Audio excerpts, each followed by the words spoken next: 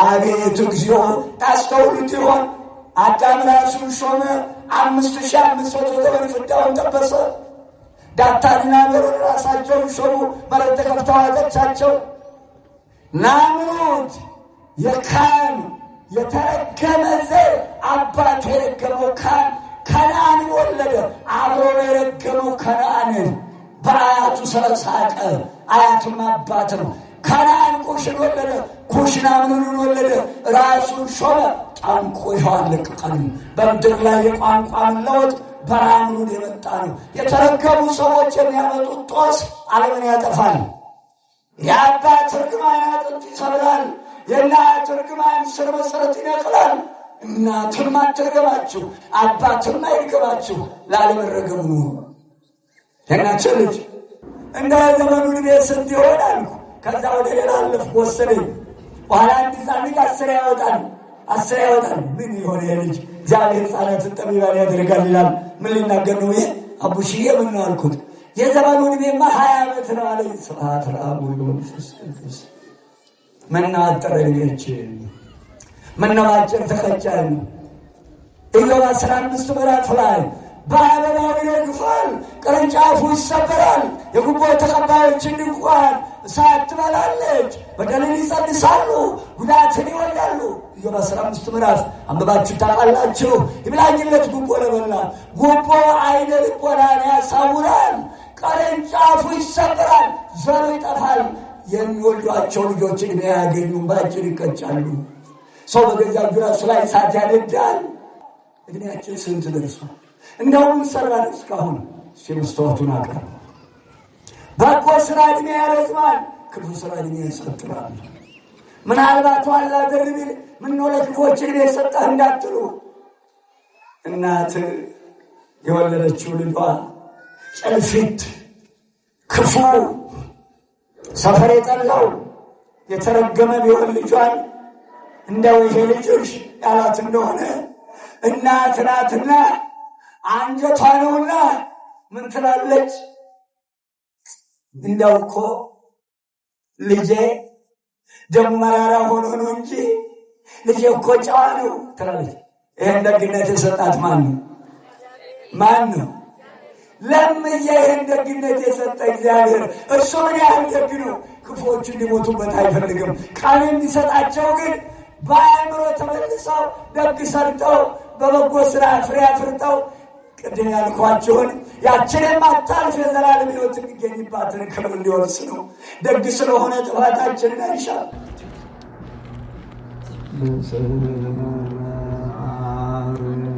ወወልድ ወመንፈስ ቅዱስ አሐዱ አምላክ ለልዑል እግዚአብሔር ክብር ምስጋና ይሁን። የልዑል ባለሟሎች ልዑል እግዚአብሔር ያደላችሁ በቸርነቱ መርጦ በመንፈስ ቅዱስ የሾማችሁ ንጹሐን አባቶቻችን አባቶች ካህናት እንደየማድረጋችሁ በበረከታችሁ ይባርከን እግዚአብሔር። ልዑል እግዚአብሔር በቸርነቱ በረጅም ዕድሜ ያበለጸጋችሁ፣ በረጅም ዕድሜ ያከበራችሁ፣ በሽበት ያከበራችሁ እናቶችና አባቶች፣ ወንድሞችና እህቶች እንዲሁም የነገው ተተኪ ሕፃናት ለስም አጠራሩ ክብር ምስጋና ይግባው። በጌታችን በመድኃኒታችን በኢየሱስ ክርስቶስ ስም ሰላም እላችኋለሁ። እንደምን አደራችሁ? እንደምን ሰነበታችሁ? በቸርነቱ የጠበቀን ይህችን ዕድሜ የሰጠን ዛሬዋ ዕለት ያደረሰን ከማናውቀው አደጋ የሰወረን ቸርነቱ የማያልቅበት ልዑል አምላካችን እግዚአብሔር ይክበር ይመስገን። የዕለት ጉርስ የዕለት ልብስ ያልነፈገን ማደሪያ ያልነሳን በተዋሕዶ እምነታችን ያጸናን ቅድስት ድንግል እመቤታችንን ፍቅሯን በልቦናችን ስሟን በአንደበታችን ያጸናልን ጌታ እሱን የምናውቅበት አእምሮ የሰጠን ጌታ ክብርና ምስጋና ይድረሰው። እናንተ ወገኖቼ በተለይም ቅድስት ድንግል እመቤታችንን ይዤ በምንቆይባት ጊዜ ሁሉ አንደበቴን እንዲያከናውን ነው ለመሰማማቱ እንዲያበቃ ከሁሉ አስቀድሜ አንደበቴን ለሥላሴ አደራ እሰጣለሁ። ተመስገን ልመናዬን የሰማኝ አምላክ ስሙ የከበረ ይሁን። መክፈቻዬ መዝሙር 118 ቁጥር 33 መነሻዬ ይሆናል። ነቢዩ ዳዊት እግዚአብሔር አድሎት በጣቶቹ ገና ደርድሮበታል። የታደለ እጅ የታደለ ጣት፣ በክንዶቹ መሰንቆ መጥቶበታል። አቤት ምን ሰርቶ ይሆን? ምን ተቀብለን ይሆን? ምን አድርገንበት ይሆን? የታደለ እናቱ ኢትዮጵያዊ ናት። ሆብሌ ስሟ በኢትዮጵያ መሬት ተወለደች። በታደለች ሀገር ከሁሉ ሀገር ሁሉ ለይቶ ምስጢር ያስቀመጠባት ማኅፀኗን ባርኮላት ዘማሪ ልጅ ወለደች። በዓይነ ሕሊናው እያየ መዝሙሮቹን ዘመረ። በጌታና በዳዊት መሃል 1000 ዘመን ርቀት አለ። አባቱ እሴይ ነው፣ እናቱ ሆብሌ ናት። ኢትዮጵያ መወለዷ ዘርን አይመለከትም። ዘር ስንጠራ ላይ ስንወጣ ዘር አብርሃም፣ ወረድ ስንል ዘር አብርሃም። ከዚህ ውጭ የሀገር ስም የዘር መጠሪያ አይሆንም። መንፈስ ቅዱስ ስላደረባቸው በጸጋው ለሚኖሩ ዘር የሚጠራበት ብቻ። የታደለች እንደው ምን ብላ ጸልያ ይሆን ይህንን ዘማሪ የወለደች? እንደው ለመሆኑ በዚህ ዘመን መውለድ ያልጨረሳችሁ ሰዎች ምን እያላችሁ ነው የምትጸልዩት? ለመሆኑ ልጅ ስጠኝ የሚል ይኖር ይሆን በዚህ ዘመን? ጉድ! የእኛ ጌታ ወደ ቀራንዮ ሊሰቅሉ ይዘው ሲሄዱ ያልወለዱ ማኅፀኖች ብፁዓን ናቸው የሚሉበት ዘመን ይመጣል ብሏል። በእድሜያችን እኮ በዚች 51 ዓመት ውስጥ እንኳን ያልሰጠህን አምቼህ ነበረ እንኳን ያልወለድኩ ያሉ እናቶች እኮ አሉ። አሳልፈነዋል። አሁንም እግዚአብሔር ይሁንን። እናቴ ልጅ እግዚአብሔር ያደላቸው እናቶቻችን ልዑል እግዚአብሔር ማኅፀናቸውን ቤተ መንግሥቱ ቤተ መቅደሱ አድርጎ ቅዱሳኖቹን አመስጋኞቹን ቀዳሾቹን አውጥቶበታል። አሁንም እግዚአብሔር ያስበን። ወደ ዳዊት እሄዳለሁ። አቤቱ የሥርዓትህን መንገድ አስተምረኝ። ባካችሁ ጸሎታችሁ ላይ ጨምሩት። መዝሙር 118 እስከ 120 አሌፋት 22 ናቸው። ከ22ቱ ታው የሚለው 22ኛው ግንባራችን ላይ ያለ ጽሑፍ ነው። ጸሐፊው ጸሐፊ ትእዛዝ መጋቤ ሐዲስ ቅዱስ ገብርኤል ነው። ቀለሙ አንድ አይነት፣ ጸሐፊው አንድ ነው፣ ቅዱስ ገብርኤል ነው። የእናቴ ልጅ የጸሐፊ ቅዱስ ገብርኤል ሲመዘግብ በቀኙ 6ቱ አለቆች ምሳር ይዘው ባዶ እጁን ያለ የለም። በግራው 6ቱ መቅሰፍተ መላእክት ምሳር ይዘው እየሄደ ይመዘግባል። ራእይ ማን ነው? ትንቢተ ሕዝቅኤል 9 ምዕራፍ መለከቱ ወዳለበት ሰው አትቅረቡ ተብሎላቸዋል። ሳርም ቢሆን ይላል ዮሐንስ ራእይ 7 እና 8 ምዕራፍ ዛፍም ቢሆን አትንኩ ተባለላቸው። ያ ጽሑፍ ጥቁር ቀለም ነው ለታደሉ መንግሥቱን ለሚወርሱ፣ ላልታደሉ በክፉ ሥራ ሊሄዱ ቀይ ቀለም ይሆንባቸዋል ይላል። ይኸውም በክፉ ሥራቸው ምክንያት ደማቸው ፈሶ ያልቃሉ ሲል ታው 22ኛው አሌፋት ጸልዩት ማሳሰሪያዬ ነው። አቤቱ የሥርዓትህን መንገድ አስተምረኝ። ሁልጊዜ እፈልገዋለሁ። ቤተ ክርስቲያናችን ሥርዓት አላት። ወንዶቹ ይኸው፣ ሴቶቹ ይኸው። ሥርዓቷ ቤተ ክርስቲያናችን መግቢያ በሮቿ፣ መስኮቶቿ፣ ማዕዘኖቿ ሁሉ አባቶቻችን ባስተማሩ ስርዓት እናንተ አቤቱ የሥርዓትህን መንገድ አስተምረኝ። እናቶቻችን ተከናንበው ወንድ ቢከናነብ አያምርበትም፣ ቀፎ ቆራጭ ነው የሚመስለው፣ ወይም ባለዛር ቃልቻ ይመስላል። አይቻልም። ወንድ ሲከናነብ አያምርበትም። እነዛ ጸጋ አድርጎ ሰጥቷቸዋል እናቶቻችን። ስጋው ደግሞ ሲቀበሉና ወንጌል ሲሳለሙ ከደግናቸው ይውረድ ይላል እናተ ሥርዓተ ቅዳሴ። ወጣም ወረደ እዚህ ደርሰናል። እግዚአብሔር ከእኛ ጋር ይሁን። ሥርዓትህን አስተምረኝ እንዳስተውል አድርገኝ። ሕግህን እፈልጋለሁ እባካችሁ የእናቴ ልጅ እንዳስተውል አድርገኝ ይበሉት። ማስተዋልን ስጠኝ ይበሉት። ይሄ ጊዜ ኃይለኛ ጊዜ ነው። በፍጹም ልቤ ጠብቀዋለሁ ሥርዓትህን። እርሷን ወድጃለሁና የትእዛዛትህን መንገድ ምራኝ። ልቤንም ወደ ምስክርህ አዘንብልኝ፣ ወደ ስስትም አይሆን። ክርስቲያን እኮ ለጋስ አይሰስትም። አምላካችን ስስት አላስተማርም እኮ። መስጠት ነው ስራው። የኔ ጌታ ከንቱ ነገርን እንዳያዩ አይኖችን መልስ። የእናቴ ልጅ ከንቱ ነገር አያሳየን መድኃኔዓለም ክርስቶስ። ከንቱ ነገርን እንዳያዩ አይኖችን መልስ። ምን አይነት ጸሎት ነው? ምን አይነት ጸሎት ነው? በመንገድህም ሕያው አድርገኝ፣ እንዲፈራ ባሪያህን በቃልህ አጽናት። ከተሰወረ ኃጢአት አንጻኝ፣ የድፍረት ኃጢአት እንዳይገዛኝ ባሪያህን ጠብቅ።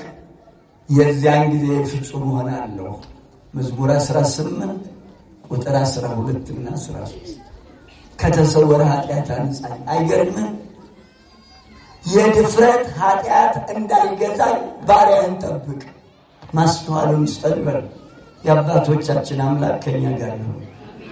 አምላከ ዳዊት ማስተዋሉን ይስጠን፣ አይነ ልቦናችንን ያብራ።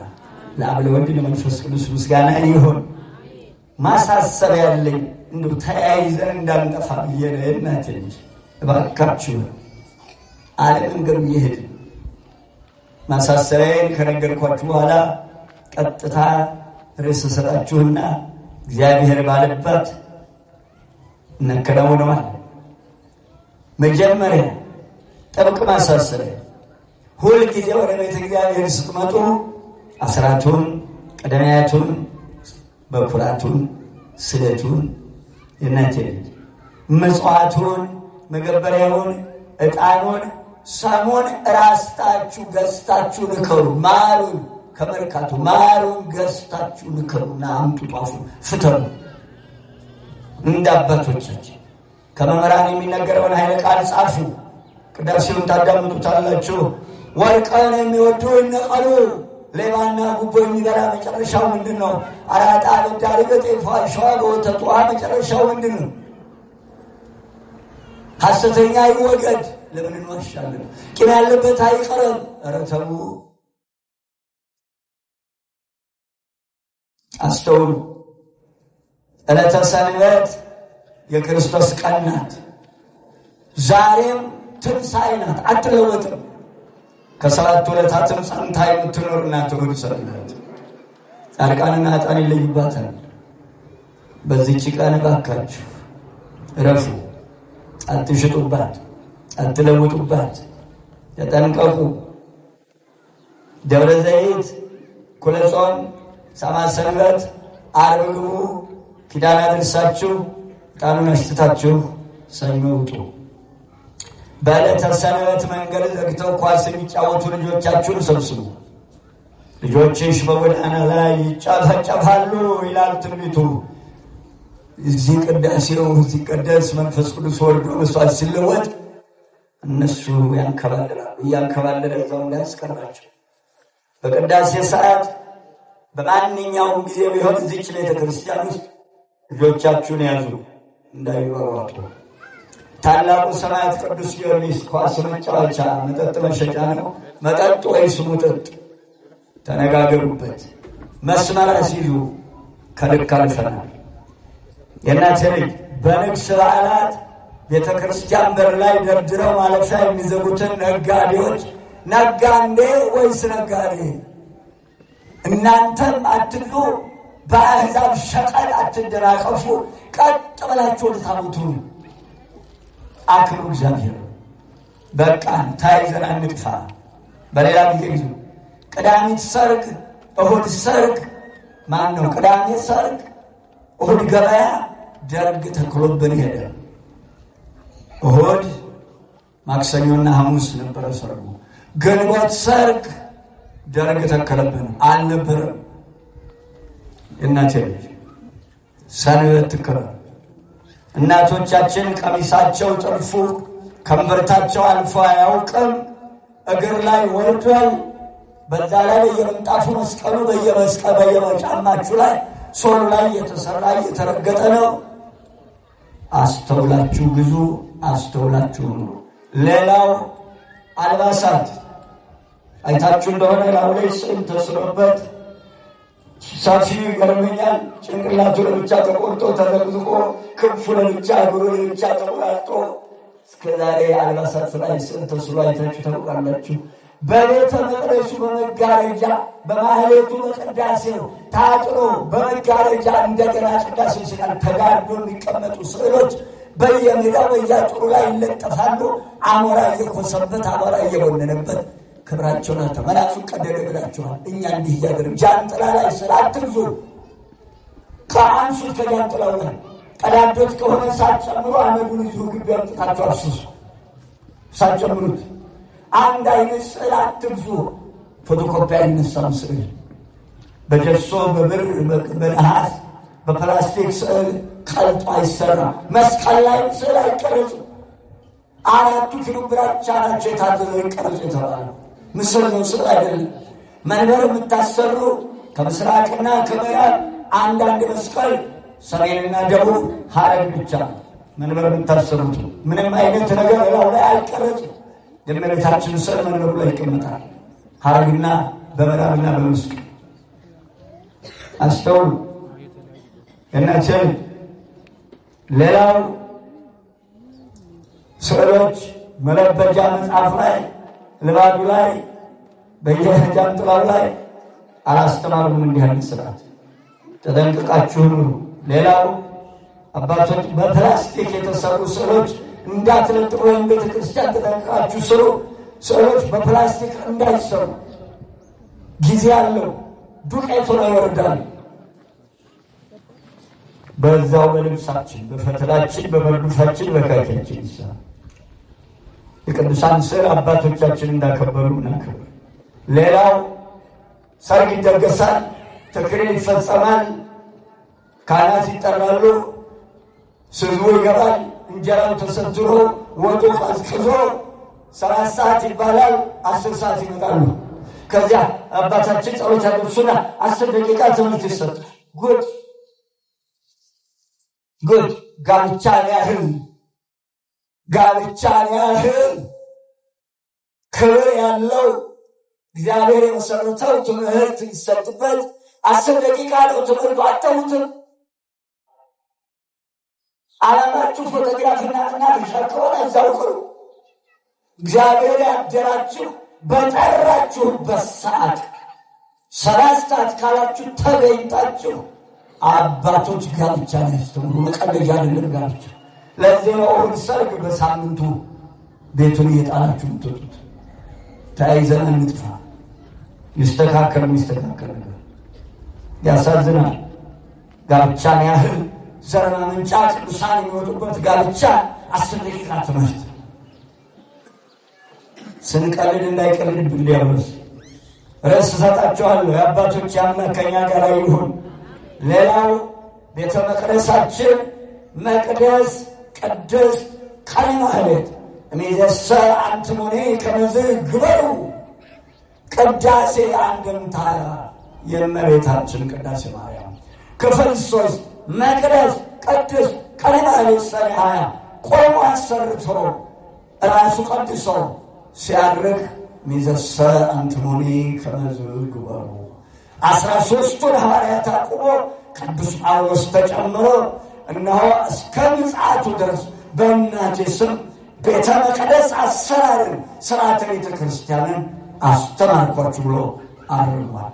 ከፍ ዝቅ ማድረግ መለወጥ አይቻልም። መሐንዲሶቹም ሁላችሁም ተጠንቀቁ። መድኃኔዓለም በተናገረው ቃል ወደ ኋላ አይመለስም። የአባቶቻችን አምላክ ከእኛ ጋር ይሁን። ርዕሳችን በበጎ ሥራ ሁሉ ፍሬ እያፈራችሁ በእግዚአብሔር እውቀት እያደጋችሁ ኑሩ። ደግሞ አለው የቅዱስ ጳውሎስ መልእክት ነው። አሳዳጅ የነበረ መድኃኔዓለም ክርስቶስን ልብሱን ገፈው በጀርባው ሲያንጋልሉት ችንካሩን ለመምታት ፀሐይ ጨለመች፣ ጨረቃ ደም ሆነ፣ ምድር ተንቀረቀበች፣ ድንጋይ ተፈረካከሱ፣ ከዋክብት ረገፉ፣ ጨለመ።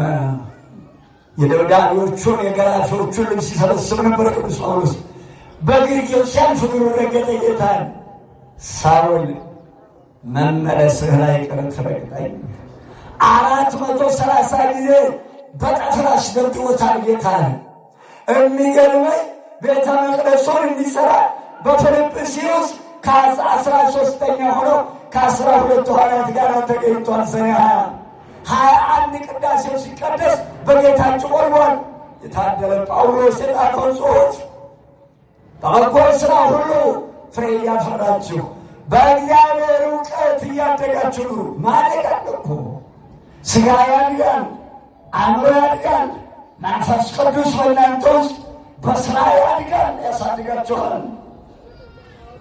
እናንተ ልጅ ፊልጵስዩስ ቆላስይስ ምዕራፍ 1 ቁጥር 10 እና 14 ላይ ያለ ኃይለ ቃል ነው። እግዚአብሔር ከእኛ ጋር ይሁን።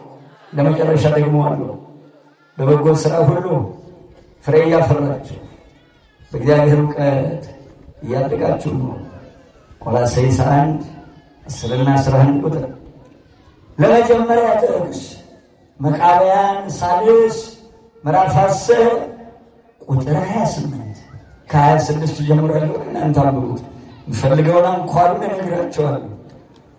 ሙሉ ትምህርቱ ቆላስይስ ምዕራፍ 1 ከቁጥር 1 እስከ 14 አንኳሩን ብቻ ነገራችሁ ተቀበለዋለሁ።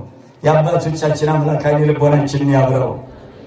ከሞት ወደ ሕይወት ትሻገሩ ዘንድ ከሞት በኋላ ሕይወት አለ። እናቴ ልጅ ከገቡ የማይወጡበት፣ ካገኙ የማያጡበት፣ ከከበሩ የማይዋረዱበት ምን አይነት የምትምናፍቅ አገር አለች? ዮሐንስ በራእዩ አዲስ ሰማይ አዲስ ምድር ሲወርዳየው ምን አይነት አይን ነው? እንደው ምን ቀን ተጸንሶ ምን ቀን ፈጥሮት ከእንዴት ያለው ማህፀን ወጥቶ እንዴት ያሉ እናቶች ናቸው ያፈሩት?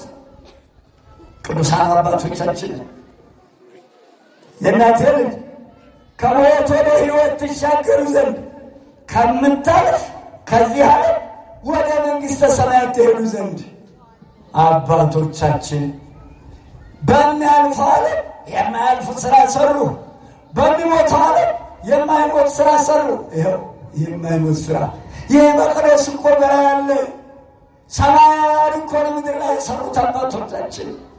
ዮሐንስ በራእዩ አሁንም የታደለ 11 የታደለ ምን አለና ተናገረ? እናቴ ልጅ በሰማይ ያለው የእግዚአብሔር መቅደስ ተከፈተ። ጉድ!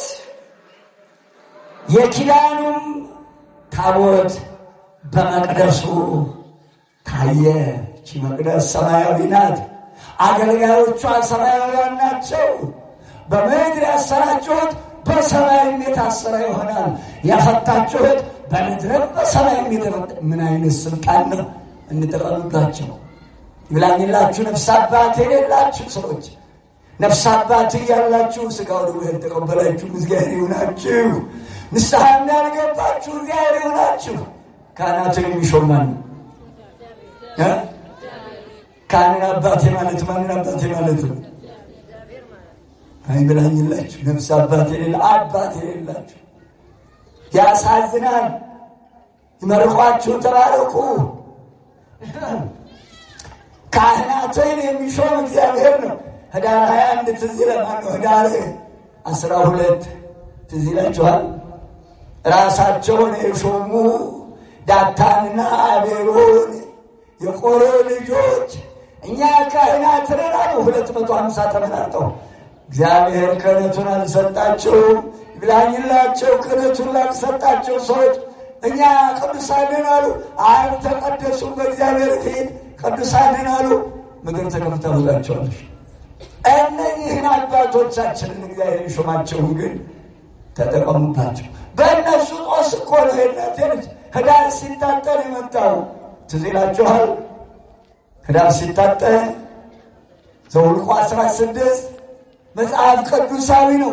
እግዚአብሔር የሾማቸውን ካህናት ሕዝበ እስራኤል አጉረመረመ። እነኛን መሬት ተከፍተው አጠቻቸው። 250ቸውን ራሳቸውን የሾሙትን ካህናት አቤት እግዚኦ! ታስተውሉት ይሆን? አዳም ራሱን ሾመ። 5500 ዘመን ፍዳውን ጠበሰ። ዳታንና አቤሮን ራሳቸውን ሾሙ። መሬት ተከፍተው አጠቻቸው። ናምሩድ የካም የተረገመ ዘር አባት የረገመው ከነዓንን ወለደ። አብሮን የረገመው ከነዓንን በአያቱ ስለሳቀ፣ አያቱም አባት ነው። ከነዓን ኩሽን ወለደ። ኩሽ ናምሩድን ወለደ። ራሱን ሾመ። ጣንቆ ይኸዋል ለቅቀን በምድር ላይ የቋንቋ መለወጥ በናምሩድ የመጣ ነው። የተረገሙ ሰዎች የሚያመጡት ጦስ ዓለምን ያጠፋል። የአባት እርግማን አጥንት ይሰብራል። የእናት እርግማን ስር መሰረት ይነቅላል። እናትም አትርገማችሁ፣ አባትም አይርገማችሁ። ላለመረገሙ ነው። የእናቸው ልጅ የታደለ ቅዱስ ጳውሎስ የጻፈው መልእክት ይኸው ላይኛይቱን ቤተ መቅደስ ለመስራት ታደለ። ሊጨርሰው ዮሐንስን እነሆ ታቦቱ የቃል ኪዳኑ ታቦት በባህሪ በእግዚአብሔር ዘንድ ታየ። መብረቅ ድምፅና ነጎድጓድም የምድር መናወጥም በዚያ ሆነ። በጎ ሥራ ሁሉ ፍሬ እያፈራችሁ በእግዚአብሔር እውቀት እያደጋችሁ ኑሩ። የታደላችሁ እጅን በሰማይ የኪዳኑ ታቦት አለ፣ በምድርም የኪዳኑ ታቦት ዙፋን ነው። ለዚህ ማረፊያ ሰራችሁ። እንዴት ታደላችሁ! አንቆ ለማየት ያብቃችሁ። ስለዚህ አለ ይህ ቅዱስ ጳውሎስ የጻፈው መልእክት እነሆ ከዚህ ከምታልፍ ዓለም ወደማታልፍ ዓለም ትሄዱ ዘንድ በዚህ ዓለም ብርሃን ከዚህ ዓለም ብርሃን የሚበልጥ ብርሃን ታዩ ዘንድ በጎ ሥራ ነው ስሩ። መቃብያን 3 መቃብያን 10 ቁጥር 28 እግዚአብሔር ከኛ ጋር ይሁን። ሲራክ 16 ቁጥር 12 ቁጣው እንደ ቸርነቱ ብዛት መጠን ነው፣ ሰውን እንደ ሥራው ዋጋውን ይከፍለዋል። ይኸው የእያንዳንዳችን ሥራ ትመዘገባለች። ርዕሳችን በበጎ ሥራ ሁሉ ፍሬ እያፈራችሁ በእግዚአብሔር እውቀት እያደጋችሁ ኑሩ። ማቴዎስ 5 ቁጥር 16 ከማሁኬ ይብራ ብርሃንክሙ በቅድመ ሰብእ፣ እንዲሁ በሰው ሁሉ ፊት ብርሃናችሁ ይብራ። አንድም እንዲሁ ሥራችሁ ሁሉ በሰው ፊት ይብራ። ከመ ይርአዩ ምግባሪክሙ ሰናየ ወይሰብሕዎ ለአቡክሙ ዘበሰማያት፣ መልካሙን ሥራችሁን አይተው በሰማይ ያለውን አባታችሁን ያመሰግኑ ዘንድ ያከብሩ ዘንድ። አንድም በጎ ሥራችሁን አይተው ሰማያዊ አባታችሁን ያመሰግኑ ዘንድ እንዲህ እያሉ እነሆ እነዚህ ሰዎች ይህም በጎ ሥራ እኮ የሚሰሩት እነዚህ ሰዎች በእኛ መካከል የበጎ አብነት እኮ የሆኑት እነሆ እግዚአብሔር ቢፈቅድላቸው ነው። ሃይማኖታቸው እኮ የቀና ቢሆን ነው እነዚህ ሰዎች ይህም በጎ ምግባር የሚሰሩት እያሉ አምላካችሁን እንዲያመሰግኑ ሁልጊዜ ስራችሁ በሰው ሁሉ ፊት በጎ ይሁን አላቸው። መድኃኒታችን ኢየሱስ ክርስቶስ ስሙ ለዘላለም የተመሰገነ ይሁን። የኔ ጌታ ጸጋውን ክብሩን ያድለን፣ በረድኤቱ አይለን። አስተውሉ። አንድም ክብርን ሲሹ በበጎ ክብር ጸንተው መከራውን ለታገሱ ሰዎች ሁሉ እግዚአብሔር ዋጋቸውን ይከፍላቸዋል። እርሱም የዘላለም ዕረፍትና ሕይወትን ይሰጣቸዋል። በጎ ለምትሠሩ ሁሉ ለዚህ ክብር ያብቃን። ጌታ የሚያልፈው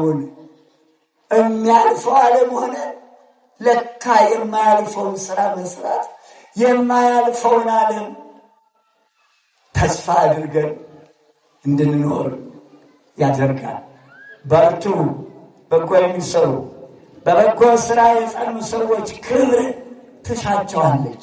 በጎ የሚሰሩትን ሁሉ የበጎ ሥራ ዋጋቸውን እግዚአብሔር ስለሚሰጣቸው በበጎ ሥራቸው ተመርጠው ያቺ በጎ ሥራቸው ክብርን ታድላቸዋለች። ራሷ የሚሰሩት ሥራ ራሱ ለክብር ለሹመት ታበቃቸዋለች። እግዚአብሔር አምላክ ያድላቸው። አባቶቻችን በዚህ ተጠቅመውበታል።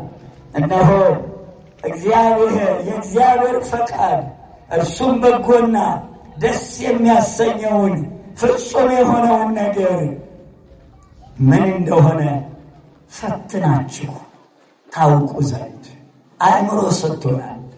በአእምሮ ሆናችሁ በጎና ክፉን ለይታችሁ ልጅ ሆኜ ነፍሷ ይማርና እናቴ ትፈትላለችም ትሰፋለችም ተለጉማለችም። ቁጭ ብዬ እዛ ሳይ ሰንዴውን ሰፌዱ ላይ አድርጋ ስትለው እናቴ ልጅ ስታበጥረው ያጅራታም ከሰፌዱ ላይ ቱር ያለ ይሄን ነበር።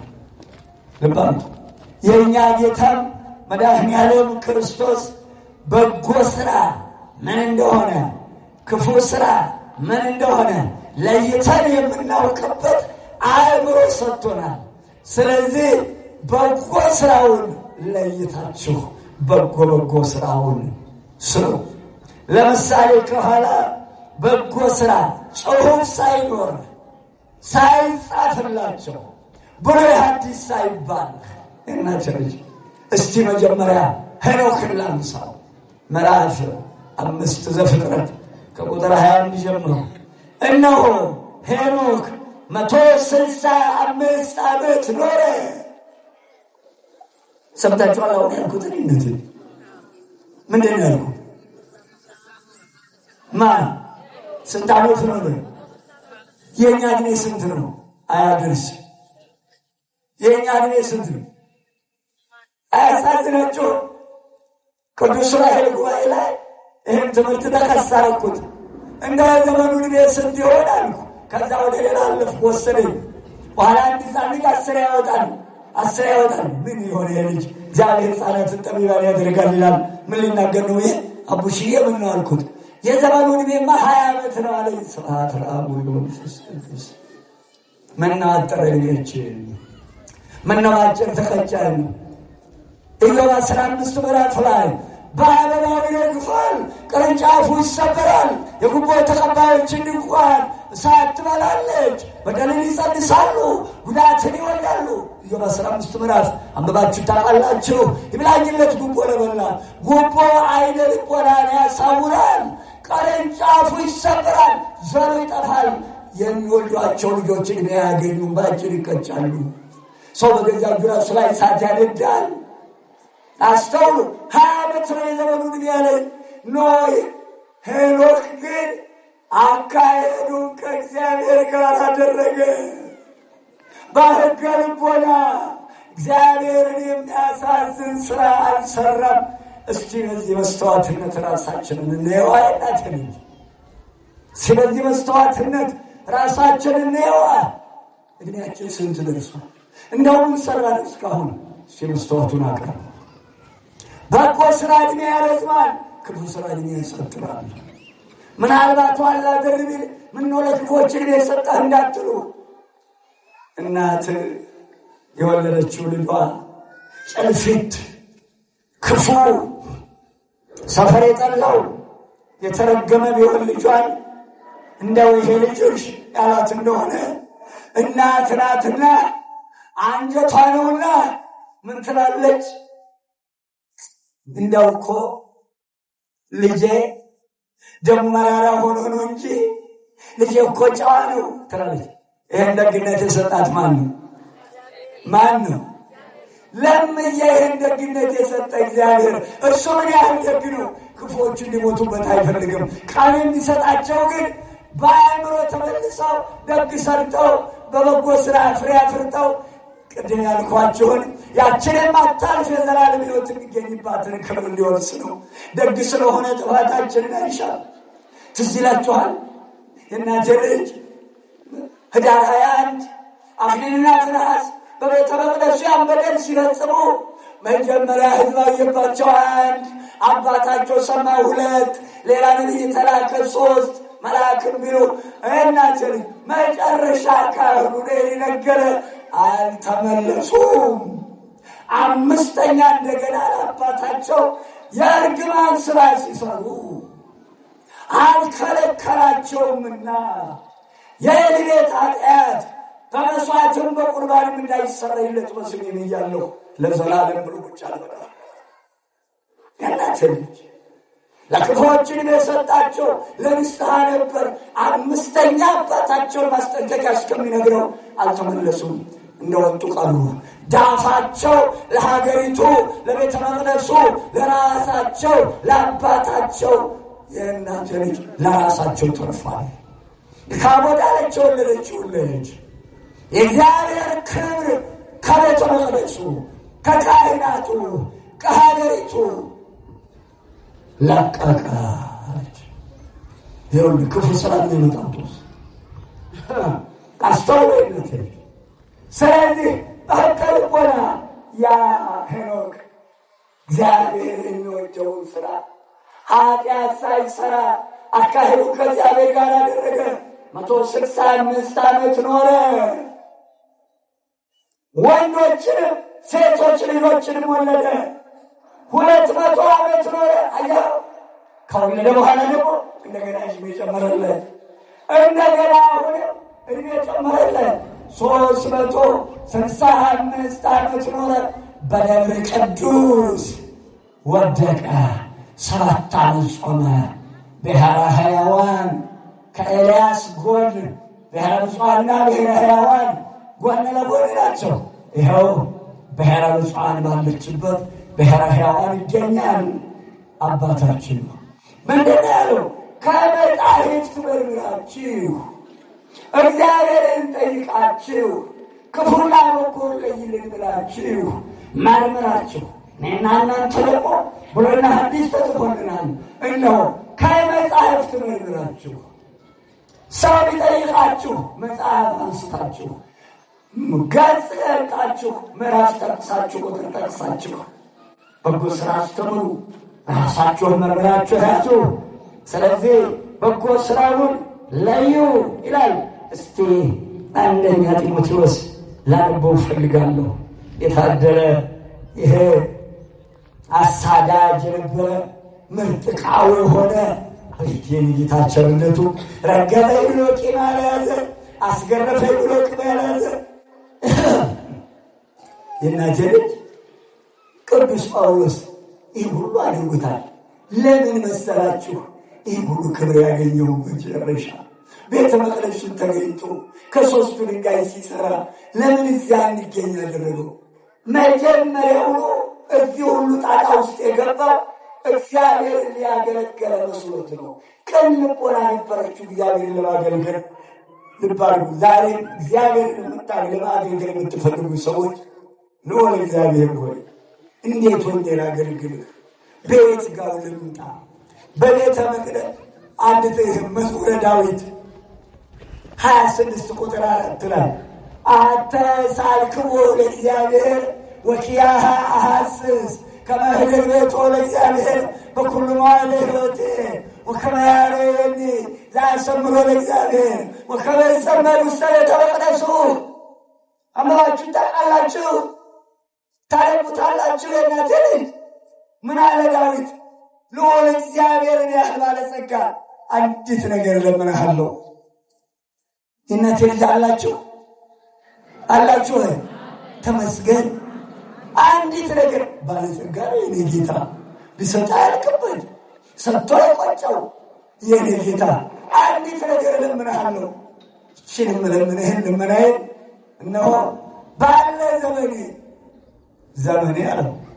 ሁለተኛ በሕይወቴ ዘመን ሁለት ነገር ነው የጠየቀው። ልብ አድርጓት። ባለ ዘመኔ አለ። ምን ማለቱ ነው? በስጋ በምኖርበት ዘመን በሕይወቴ ዘመን አለ። ቅድም እንዳልኳችሁ ከሞት በኋላ ሕይወት አለ። ዛሬ የምንሰራው በጎ ስራ ከሞት በኋላ ላለው ሕይወት የማትሞት ዓለም ያቺ የማትሞት ነፍስ በተድላ በደስታ ዛሬ በጎ ለሰሩ የሚኖሩባት ዓለም አዲስ ሰማይ አዲስ ምድር እግዚአብሔር ለዛ ክብር ያብቃና መድኃኒዓለም ክርስቶስ እነት ለዛች ሀገር ልብ አድርጉ። ለዚያች ለምትናፍቅ ሀገር በሕይወቴ ዘመን ሁሉ ያቺ መለመን ያልተከልክለኛል። አንደኛ ምን አለና ጠየቀ? አንተን ደስ የሚያሰኝህን ስራ ለመስራት አብቃኛለሁ። ምንድን ነው ያልኩት? አሁን እናት ሰምታችሁታል። አንተን ደስ የሚያሰኝህን ስራ ለመስራት አብቃኝ። ምን አይነት ልመና ነው? እንደው ለመሆኑ እናት ልጅ ጌታን ደስ የሚያሰኘው ስራ ምንድን ነው? ልብነትና ውሸት ነው? ጉቦ መብላት ነው? እናት አለምንገሩ ይሄን ነው። ምንድን ነው ደስ የሚያሰኘው ስራ? ለምኗ። አንተን ደስ የሚያሰኝህን ስራ ለመስራት አብቃኝ እንዳለው ዳዊት ለምኑት። አንተን ደስ የሚያሰኝህን ስራ ለመስራት አብቃኝ በሉት። የእናቴ ልጅ ቀጠለና ምን አለ? ልዑል እግዚአብሔር ሆይ ረድኤትህ፣ በረከትህ፣ የማያልቀው ቸርነትህ ልዑል እግዚአብሔር ሆይ አድሮ በሚኖርባት በኢየሩሳሌም ሰማያዊት ለመኖር አብቃኝ አለ። ከሞት በኋላ ላለው ሕይወት ከሞት በኋላ የእቺ ነፍስ የምትኖርባትን ዓለም በኢየሩሳሌም ሰማያዊት ባጭሩ ለመንግሥተ ሰማያት አብቃኝ አለው። ለመንግሥተ ሰማያት ያብቃን መድኃኒዓለም ክርስቶስ። አያችሁም? ምናው ቀጠለና ምን አለ? ልዑል እግዚአብሔር ሆይ ረድኤትህ፣ በረከትህ አድሮ በሚኖርባት በቤተ መቅደስህ ቅን ሆኜ እንደ መሬት ጽሙድ ሆኜ ወከመጸመር ውስተ ቤተ መቅደሱ እንደ መሬት ጽሙድ ሆኜ እንደ ገበሬው ቅኑኝ። ገበሬው ማን ያስገድዶት ነው? ያ ሁሉ ጭቃ እያበካ የጭቃ ውስጥ እሾህ እየወጋው ከጭቃ ውስጥ እሾህ ይሰውረን መድኃኒዓለም ክርስቶስ። ሰምታችኋል? አሁን ያልኩትን ከጭቃ ውስጥ እሾህ ይሰውረን መድኃኒዓለም። አቤት ገሌ እግዚአብሔር አያድርስ የጭቃ ውስጥ እሾህ ነው። ምን ማለት ነው? ሰውየው እንደው ምን ማለት ነው? እናቴ እገሌ እኮ የጭቃ ውስጥ እሾህ ነው ማለት ሰውየው ምንድን ነው ማለት ነው? ተንኮለኛ፣ ነገረኛ፣ መሰሪ፣ ከሰይጣን የከፋ ስጋ የለበሰ አጋንንት መሰሪ። ከዚህ ሰው እግዚአብሔር ይሁዳ ትዝ ይላችኋል። ውስጡ ሾተል ውስጡ ጦር አድርጎ ቢሰኛህን ይጣልልህ ብሎ ጌታን የሎሳነው ይብላኝለት። ዛሬም ስጋ የለበሱ ሰይጣን ውስጣቸው ሾተል ጦር ተክለው በበጎ አንደበት ሰውን ለሚያታልሉ ነገረ ሰሪዎችና ሸረኞች ወንጌላችን በበጎ ስራ ሁሉ ፍሬ እያፈራችሁ በእግዚአብሔር እውቀት እያደጋችሁ ኑሮ። ለማለሶ ዳዊት አምላኬ ሆይ ረድኤትህ፣ በረከትህ አድሮ የሚኖርባትህን መቅደስህን እንደ በሬው ተጠምጄ። አሁን ገጠር ያደጋችሁ ታውቁታላችሁ። ማነቆ ምትባላለች ምትኳት ሆነ ከዚህና ከዚህ በቀጭን ተፈጠረ። አሁን ያይዞት ነው። አሁን ያቺ አሁን እንደው ልጀምር ሞፈርና ቀንበሩ ሰብራ ሄደ ነው። እግዚአብሔር ለሰው ልጆች የሰጠውን ክብርና ሞገስ እዩት። ሞገስን ሰጠው። በምድር በባህር ያለውን ሁሉ ትገዛ ዘንድ ኖህ ከመርከቡ በወረደ ጊዜ ዘፍጥረት 9 ላይ የምድርን ፍጥረት ሁሉ ግዛ፣ ብዙ ተባዙ፣ ምድር ዋለበት፣ ብዙ ተባዙ፣ ምድርን ሙሏት፣ ማኅፀን የዘጋችሁ ጽንስ ያስወረዳችሁ። ይህ ቃል ሲያዳኝባችሁ ሲፈርድባችሁ ይኖራል። ብዙ ተባዙ፣ ብዙ ተባዙ፣ ምድርን ሙሏት፣ ይብላኝላችሁ፣ መድኃኒቱንም የሸጣችሁ ትምህርቱን ያስተማራችሁ የአጋንንት ትምህርት ነው። መቃብያን ካልዕ ምዕራፍ 1 ከ8 እስከ 13 ከሰይጣን በተባሉት ትምህርት ከሴቶች ማኅፀን ጽንስን አወጡ። የእግዚአብሔርን አገር አረከሷት እግዚአብሔር እስኪቆጣ ድረስ። መቃብያን ካልዕ ምዕራፍ 1 ከ13 ከ8 እስከ 13። ከዚህ በኋላ ልዑል እግዚአብሔር ሆይ ቤተ መቅደስህን እንደ በሬው ተጠርቼ እንደ በሬው ቅን ሆኜ አገለግልህ ዘንድ እለምንሃለሁ አለው። ቅዱስ ጳውሎስ ልክ እንደ ዳዊት አልለመነም። ቀኑን መንገድ ቀን ወንጌል አገልግልህ አላለም። በራሱ መንገድ ሄደ። ጌታ ቀንነቱን አየ። ሐዋርያትን ሊያሳስር ሲሄድ መንገድ ላይ ጠበቀው። በብርሃን ነጸብራቅ መለሰው። ታሪኩን ትቼ ነው የአባቶቻችን አምላክ አሁንም ለምናስበው ቀን ነገር ሁሉ መንገዱን እሱ ይምራል። እባካችሁ ስልጣኑን ለእግዚአብሔር ስጡ። እሱን እንለምን። ሁሉ ማድረግ የሚችል አምላክ ነው። ስሙ ለዘላለም የተከበረ ይሁን። ስለዚህ ሄኖክ ደብረ ቅዱስ አካሄዱን ከእግዚአብሔር ጋር አድርጎ በሕገ ልቦና እነሆ እግዚአብሔርን ደስ አሰኝቶ እነሆ ዛሬ በብሔረ ሕያዋን ይገኛል። እኛም አምላካችንን ደስ አሰኝተን መንግሥቱን ለመውረስ ያብቃን። ወደ መጠቅለሉ ይሄዳለሁ። ቅዱስ ጳውሎስ የጻፈውን አንብቤ እጠቀልለዋለሁ። በአሁኑ ዘመን ባለጠጎች የሆኑ የትዕቢት ነገር እንዳያስቡ። ከኔ ጋር ናችሁ? ደስ እንዲለን ሁሉን አትርፎ በሚሰጠን በሕያው እግዚአብሔር እንጂ በሚያልፍ ባለጠግነት ተስፋ እንዳያደርጉ ባለጸጎችን መከራቸው። ቅዱስ ጳውሎስ ምን አይነት መምህር ነው? ምን አለ? እነዚህ ባለጸጎችን እሱ ሰጠን እንጂ ስንወለድ እኮ ራቁታችን እሱ እኮ ነው የሰጠን። እነሆ በሚያልፍ ባለጠግነት ተስፋ እንዳያደርጉ። እናታችን ሳራ እኮ ፈርዖን ቤተ መንግሥት ገባች።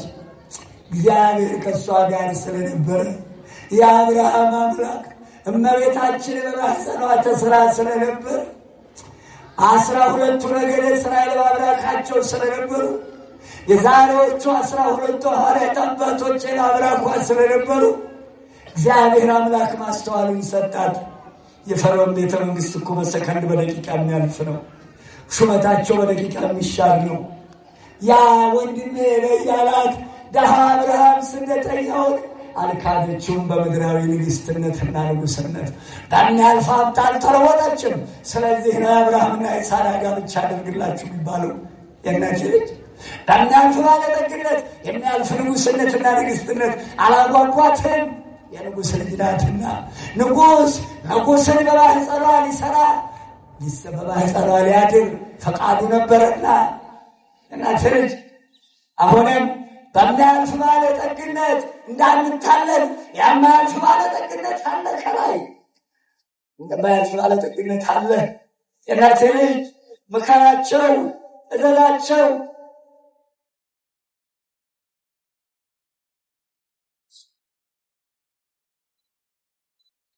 እውነተኛውን ሕይወት ይይዙ ዘንድ ንገራቸው። ለሚመጣው ዘመን ለራሳቸው መልካም መሰረት የሚሆንላቸውን መዝገብ ይሰብስቡ። ይኸው እንደምትሰሩ ሁሉ አሜን። በላይ መንፈስ ቅዱስ ወርዶ ደሙን ሥጋውን አቤት ብዙ የሚለወጥበት ምን መታደል ነው። ባዶ የሆናችሁ እዛ የተቀመጣችሁ የሌሊቶች እንኳን እኔም እኮ እንዲያደርግ ነበር ቢኖረኝ ያላችሁ ሁሉ ይቀበልላችሁ። ወደ አሜን አትሉም?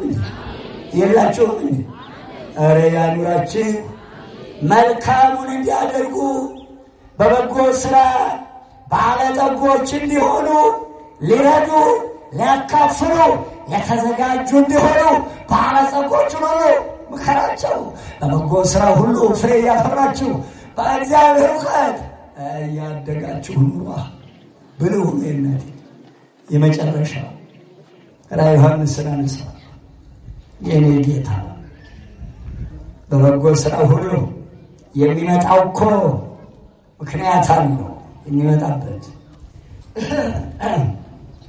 እንዲህ ይላል ቃሉ ራዕየ ዮሐንስ 22 ከቁጥር 10 ጀምሮ እስከ 13 አንብቡት። እኔ የምፈልገው ፍሬ ነገሩን ብቻ። አልፋና ኦሜጋ እኔ ነኝ። አልፋና ኦሜጋ መጀመሪያው መጨረሻው እኔ ነኝ። ማን አለ ሌላ? አይቁን እናንተ ልጅ የተዋህዶ ልጆች አባቶቻችን ሽመናው እኮ የቤተ ክርስቲያናችን ነው። የእናቴ ልጅ ስዕሉ እኮ የቤተ ክርስቲያን ነው። የእናቴ ልጅ መርከቡ እኮ የኛ ነው። ማብራቱ ኤሌክትሪኩ አይሮፕላን እኮ የኛ ነው። መቼም አታምኑ። ቆዳው ነጭ የሆነውን ነው የምታምኑ። እናቴ ልጅ ምናልባት ውስጣቸው ደጎች ይኖሩ ይሆን? አይ 8ኛው ሺህ ምን ፍሬ አፍርተሻል?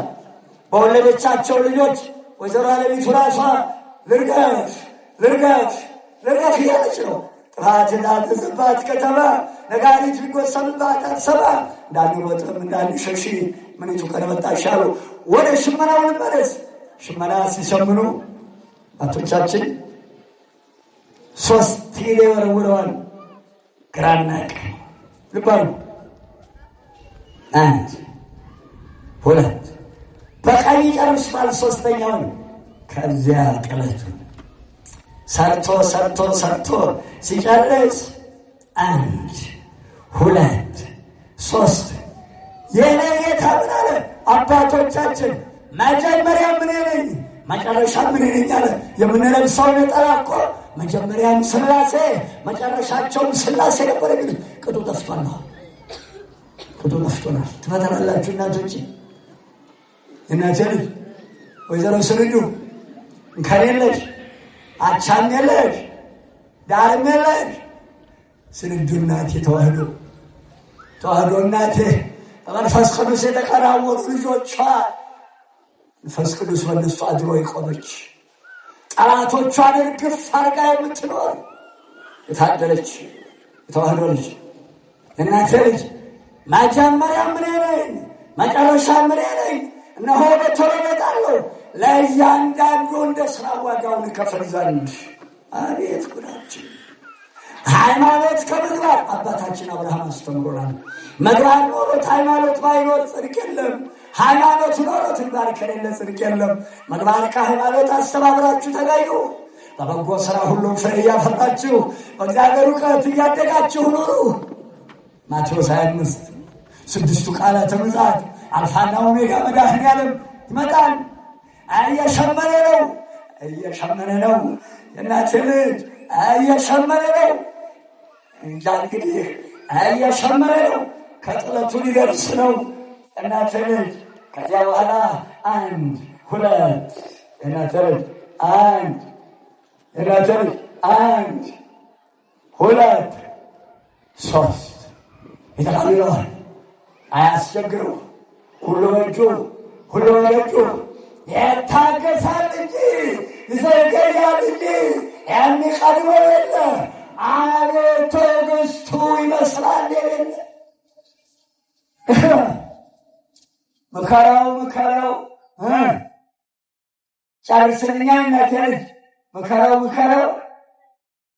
አዎ እንዲህ ካለ መከራው ምን የነበር አባቴ መከራው ይመለስ ባይመለስ አፈር ይመለስ። መከራው ይህንን አውታታ ገደል ሊከተው ነው ከኃጢአቱ ቦታ። መከራው ይመለስ በጊዜ ገደል ሊከተው ነው የያዘው አባዜ ይሉ ነበር አባቴ። አይገባኝም ነበር ልመለስ ወደ ነገሬ። 6ቱ ቃላተ ምጽአት ለእያንዳንዱ እንደ ሥራ ዋጋው ሊከፍል ይመጣለሁ። በበጎ ሥራ ሁሉ ፍሬ አፍራ፣ ፍሬ ትሩፋትን አፍራ። አብቡ እስቲ ያድጋል እኮ ብርቱካን ያድጋል ፓፓያው ሲያድግ ፍሬ ያፈራል። የእናቴ ልጅ ሕፃኑ ልጅ የእናቴ ልጅ ወይ ልብስ ስታጥብ ወይ በርበሬውን እንዲያ ስትለው ወይዘሮ ሰንዱ የእናቴ ልጅ ሽንቱን ሽንታይ ቡክትክት ያደርግና ዞር ብላ ስታይ ወይ አቡሽ ካካ። ከዚያ በኋላ ወደ ኋላ እያፈገፈገ ካካ ይላል ቅዱስ ጳውሎስ። እንደ ልጅ ቆጥር ነበር። 13 ምዕራፍ አንደኛ ቆሮንቶስ እንደ ሕፃን አስብ ነበር። እነሆ እንደ ልጅ ቆጥር ነበር። የልጅነት ሸበሌ ሽሬአለሁ። እንደ ጎልማሳ ማሰብ ጀምሬአለሁ። ጎልምሷል፣ እደጓል፣ ጡት ይጠባ ነበር። እነሆ ዳቦ መላስ ጀመረ፣ ቆሎ መቆርጠም ጀመረ፣ አደገ። እኛም በበጎ ሥራ እንደ ሕፃኑ እንገር። እኔ ጌታ 6ቱ ቃላተ ምጽአት ታርቤ ተጠልቼ ታርዤ ታስሬ እንግዳ ሆኜ እናተር ማቴዎስ 25 ቁጥር 30 ጀምሮ አንብቡት። ስለዚህ እነሆ በቶሎ እመጣለሁ፣ ለእያንዳንዱ እንደ ሥራው ዋጋውን እከፍል። ሥራ ስሩ።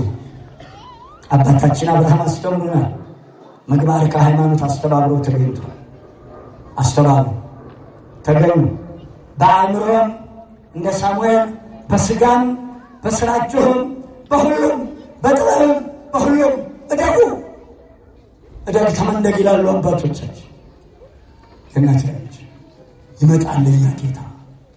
ይቺ ዕለት ይቺ እሁድ ጻድቃንን በቀኙ ኃጥአንን በግራው አድርጎ የሚጠይቅበት ዕለት ነው። የምትደክሙት ድካማችሁ ሁሉ እቺ አንዱ አትቀርም። አንዲት ጠጠር አንስታችሁ የወረወራችሁ አትቀርም ማለት ነው። በርቱ፣ በበጎ ሥራ ፍሬ አፍሩ። ክፉዎችን እያያችሁ ምነው ዝም አለ አትበሉ። ቅድም ነግሬያችኋለሁ። ርኅሩህ ነው፣ የሚጨክን ሆድ የለውም። እምቢ አሉ። 5ኛውን በአባታቸው ላይ አድሮ ክፉ ሥራ የእርግማን ሥራ ሰሩ በቤተ መቅደሱ። ይህን የእርግማን ሥራ ሲሰሩ አልከለከላቸውም ብሎ አባታቸው እኮ ዕድሜው 98 ነው። እስራኤልን እንዲያስተዳድር ሙሉ ሕዝቡን ሾሙታል። እንደገና በክህነቱ ልጆቹን ሾሟል። ልብ አሉ። ዕድሜው ረጅም ነው። በዕድሜው ተጠቅሟል። ግስባቸው ክህነት አለው። የሾመሱ ነው። ክህነታቸውን አላነሳ። ሕዝበ እስራኤልን ያስተዳድራል። እንዴት ሁለት ሰው ቤተ መቅደሱ ላይ እንዲህ ያለ ነገር ሲፈጽሙ ዝም አለ? ይህ ሁሉ አልተደቀመም። ዕድሜው 98 ነው። የዕድሜ መርዘም ጽድቅ አይሆንም። የዕድሜ ማጠር ኩነኔ አይሆንም። የእናቴ ልጅ እንደ ዘመኑ ካላንደር ባለን ዘመን እግዚአብሔርን እናገልግለው።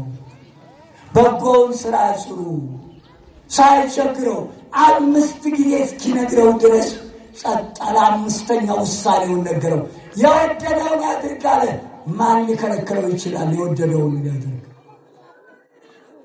ማን ሊያዘው ይችላል?